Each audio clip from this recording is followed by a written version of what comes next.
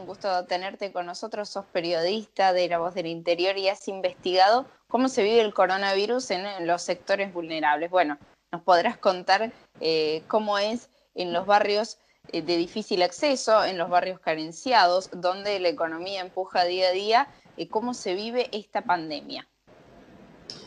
Bueno, Nicole, hola a vos y hola a toda la gente bueno, toda la audiencia. Sí, la verdad que, a decir verdad, lo que está pasando en las zonas llamadas urbano-marginales, las zonas periféricas, aquellas zonas donde hay más necesidades económicas y sociales, es que la pandemia, el nuevo coronavirus, pega dos veces. Golpea dos veces porque, por un lado, bueno, es la amenaza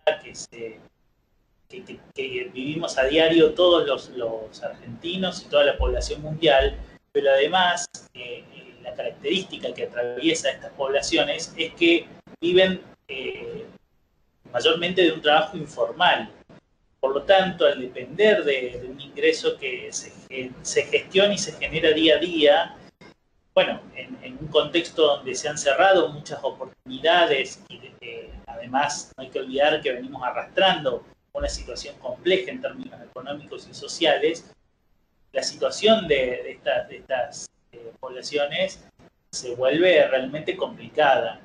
Es decir, que la mayor preocupación no es el contagio, según lo que has notado, sino el impacto de la economía, el bolsillo.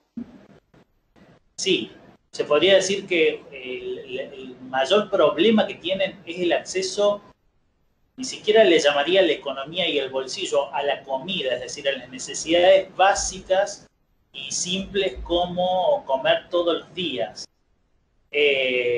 Haciendo un simple recorrido por distintas barriadas y bueno, villas de aquí de Córdoba, asentamientos de aquí de Córdoba, lo que se puede notar a simple vista es que la gente tiene hambre y lo dice con palabras muy crudas y lo dice de una manera muy directa. Y a esto se le suma que los resortes comunitarios que han funcionado durante todo este tiempo y que en Argentina han sido además resortes que han permitido que las grandes poblaciones se alimenten y puedan acceder a la comida y a suplir sus necesidades más básicas, hoy por hoy están muy limitadas. Están muy limitadas por el aislamiento social obligatorio, pero a su vez ese aislamiento social, yo no diría que se rompe, pero sí que se flexibiliza porque, bueno, la necesidad es muy grande y a pesar de que la ayuda se nota y a pesar de que la demanda de asistencia corre por un canal y que ese canal está aceitado por lo que se puede ver en estos días, a pesar de todo esto, en un escenario atípico, bueno, la necesidad corre con urgencia y el problema es, como te decía antes, el hambre. Hay gente que, sobre todo niños y niñas, que lloran de hambre, según lo que hemos podido registrar en los últimos informes que hemos realizado en las calles de Córdoba. Entonces, ¿Cómo hacen estas personas afectadas por el hambre? ¿Han aumentado la cantidad de asistencia en los comedores barriales? ¿Reciben su porción diaria del PAICOR? ¿Cómo hacen para conseguir alimentos en la posibilidad de que los puedan conseguir? Porque sabemos que efectivamente muchísimos se quedan sin una cena, sin un almuerzo, sin un desayuno. Bueno, funciona mucho la solidaridad familiar e intraterritorial. Hay barrios y espacios territoriales en Córdoba donde la cuarentena se cumple de una manera distinta a la que estamos acostumbrados. Muchos de nosotros no vemos hace más de 3 semanas a nuestros familiares queridos, a las personas con las que habitualmente teníamos un vínculo. En los barrios periféricos, en las villas, en los barrios, en los sectores populares, esto se da de otra manera, de una manera distinta. Es como si uno volviera el tiempo atrás, lo decíamos en una crónica, y nos situáramos en el 20 de marzo, que fue cuando se declaró el aislamiento social obligatorio. ¿Por qué decimos esto? Bueno, porque la gente transita por las calles, la gente visita a sus vecinos que habitualmente en estos sectores suelen ser además familiares. los grupos sociales no se han roto, no se han quebrantado porque se necesitan para la subsistencia. En esta pregunta que hacías vos sobre cómo hacen para arreglárselas, hay que decir que sí, que los comedores han multiplicado su asistencia, pero con una condición distinta, porque antes esas grandes mesas que veíamos en los distintos barrios que atendían a una población que se iba cayendo de la economía formal y que se desesperaba por un plato de comida, bueno, ya no se pueden ver más, no se pueden seguir reproduciendo. ¿Por qué? Porque hay una medida necesaria que implica que el coronavirus no se siga propagando. Por lo tanto, en los comedores también se toman medidas extremas. ¿Qué hacen? Bueno, se juntan a cocinar, sí, claro, se juntan a cocinar, pero luego tienen organizada la distribución de la comida justamente para no generar grandes reuniones de gente y grandes reuniones de personas. Pero hay que decirlo, es muy difícil el aislamiento social obligatorio en territorios donde el hambre y donde las necesidades básicas, también no hay que olvidarse de los problemas sanitarios, el acceso al agua potable, el acceso al jabón, poder tener condiciones mínimas para que el virus que transmite el coronavirus no se siga propagando. Bueno, todo esto es las preocupaciones reales que tiene la gente en este momento, que va más allá del escenario actual y que se intensifique en el escenario actual la necesidad de poder saldar las preocupaciones diarias y más elementales. ¿La policía respeta esa flexibilización del aislamiento, de que las personas tengan que moverse necesariamente para asistir a un comedor, para visitar a un abuelo, a un padre, intercambiar alimentos, repartir si hubo alguna especie de changa en el día, de recurso que llegó? Bueno, hemos visto los números, ¿no es cierto?, de las detenciones que crecen día a día, que ya han roto la barrera de las 10.000 detenciones. Los números en ese sentido son muy elocuentes. Las detenciones se multiplican y se reproducen día a día.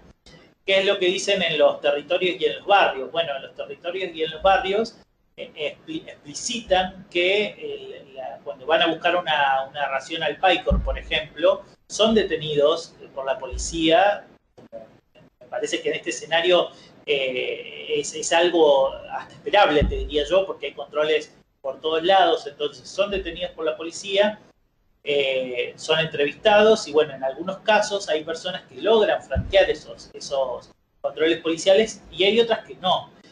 La situación de los carreros o de las trabajadoras sexuales son situaciones son ejemplos muy elocuentes en ese sentido. O sea, hay carreros que han tenido que estacionar el carro, hay trabajadores sexuales que no están pudiendo ejercer justamente porque rige una prohibición al tipo de actividad que tienen, ¿cierto? Entonces, por eso todo nos remite a pensar que la economía informal y los trabajos más precarizados son aquellos que vienen sufriendo doblemente el golpe del coronavirus, porque han caído, por ejemplo, la demanda de changas, que antes eran muy usuales, las empleadas domésticas no pueden ir a trabajar a otro barrio, por ejemplo, que era lo que pasaba con grandes poblaciones de mujeres que se dirigían de un lugar al otro de la ciudad para poder atender una casa de familia.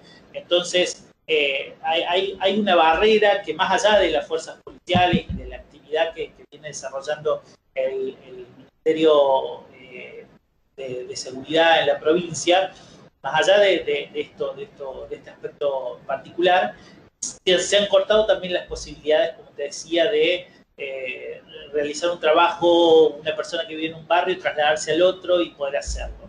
Esto es más abarcador que las poblaciones más excluidas o más desfavorecidas. Entonces, se vuelve complicado. Y sí, lo que dicen ellos es que sienten esa presencia constante de las fuerzas policiales que los detienen, les preguntan, les cuestionan, etc. Está claro que el lado económico es el que más afecta. ¿Qué pasa con el lado sanitario? Bien decías vos, no hay agua corriente, o sea, esperar alcohol en gel, barbijos, lavandina, es mucho. ¿Cómo se las ingenian?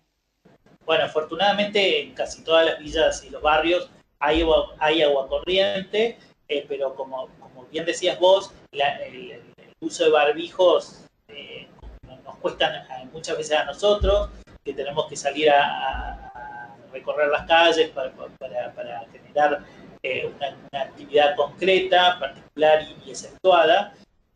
Nos imaginemos por un momento a aquellas personas que no tienen dinero para poder acceder a la comida, menos aún tienen dinero para poder comprar alcohol en gel, que dicho sea de paso está bastante caro en los comercios, menos aún un barbijo, donde además hay cierto